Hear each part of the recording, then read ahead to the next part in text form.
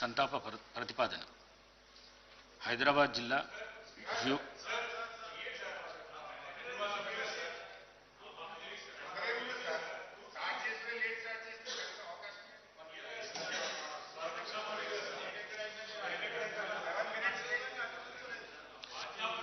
KP Vivekananda గారు మీరు ఒక్కరు మాట్లాడండి.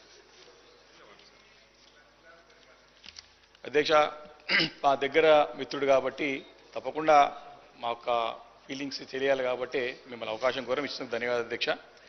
అధ్యక్ష, మాగంటి గోపీనాథ్ గారు చాలా డిసిప్లిన్డ్ గల నాయకుడు అధ్యక్ష. చాలా సిస్టమేటిక్గా, వెల్ డిసిప్లిన్గా, వెల్ బిహేవియర్గా, ఒక ఆదర్శవంతంగా ఉండే నాయకుడు అధ్యక్ష. ఫుల్ టైం పాలిటీషియన్ అధ్యక్ష.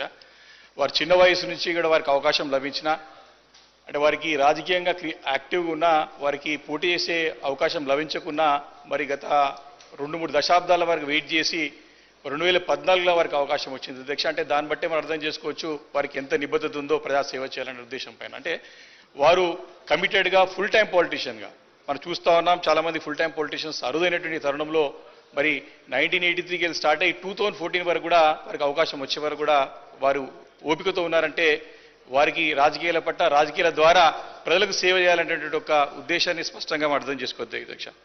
అధ్యక్ష, వారు నన్ను ప్రశ్నలు కూడా వ్యక్తిగతంగా కూడా 2014లో మేమందరం కూడా మొదటిసారి శాసనసభకి ఎన్నికైనప్పుడు వారు వ్యక్తిగతంగా కూడా నన్ను చాలా ప్రోత్సహించేవాడు అధ్యక్ష. మాట్లాడడానికి కానీ, అసెంబ్లీలో సమస్యలు డిస్కస్ చేయడానికి కానివ్వండి, హైదరాబాద్ విషయాల్ని ప్రస్తావించేటప్పుడు కానీ వారు వ్యక్తిగతంగా ఏమైనా అవకాశం వస్తే వివేకి అవకాశం ఇవ్వండి, తప్పకుండా వారు మాట్లాడతారు, బాగా మాట్లాడతారని నన్ను వ్యక్తిగతంగా కూడా ప్రోత్సహించిన సందర్భం ఉంది. కాబట్టి వారు లేకపోవడం అనేది చాలా బాధాకరమైన విషయం అధ్యక్ష.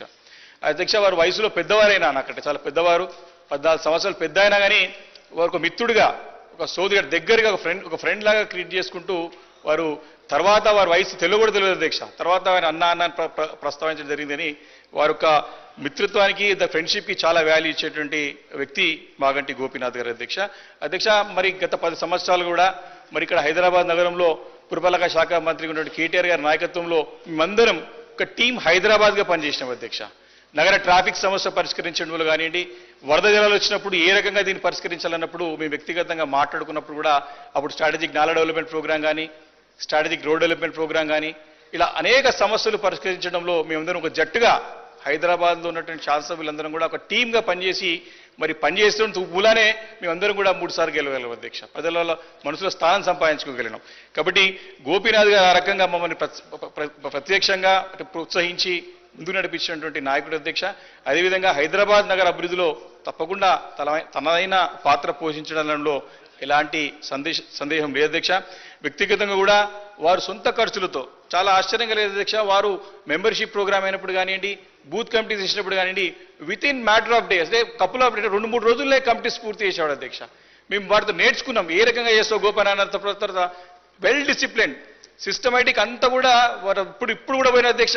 వారు ప్రబోధించిన తర్వాత కూడా మనం వెళ్ళి కాన్స్టిట్యున్సీలో డివిజన్లో మాట్లాడితే ఎక్కడికక్కడ వారి committee members to the point మీద అధ్యక్ష. అంటే ఏ రకమైనటువంటి మరి ఫోకస్డ్గా, నిబద్ధతగా ఉన్నాడని దాన్ని బట్టి మనం అర్థం చేసుకోవద్దు అధ్యక్ష.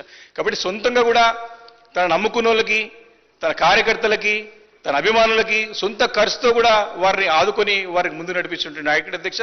సరే, గ్రామీణ వాతావరణం 2 లక్షల ఓటర్లు ఉంటే ప్రాతినిధ్యం వహించడం వేరు, కానీ ఇక్కడ 4 లక్షలు 5 లక్షల నియోజకవర్గాల్లో మరి అందరినీ కూడా ఒక తాటిపై నడిపించడం అనేది చాలా కత్తి మీద సాము లాంటిది. అలాంటిది వారు నియోజకవర్గంలో జూబ్లీహిల్స్లో 3 సార్లు శాసనసభ్యుడిగా గెలవడమే కాకుండా ప్రజల మనసులో స్థానం సంపాదించుకున్న నాయకుడు మాగంటి గోపీనాథ్ గారి రోజు మా మధ్యలో లేరంటే మాకు చాలా అంటే చాలా బాధ అనిపిస్తుంది అధ్యక్ష. వారి యొక్క ఆత్మకి శాంతి చేకూర్చాలని, వారి యొక్క కుటుంబాన్ని కూడా ధైర్యాన్ని ఇవ్వాలని చెప్పేసి ఆ భగవంతుని మనస్ఫూర్తిగా ప్రార్థిస్తూ మరి ప్రభుత్వం ప్రవేశపెట్టిన తీర్మానాన్ని బలపరుస్తూ సెలవు తీసుకుంటున్నారు అధ్యక్ష. Thank you. I request Shri Prashanth Reddy గారు.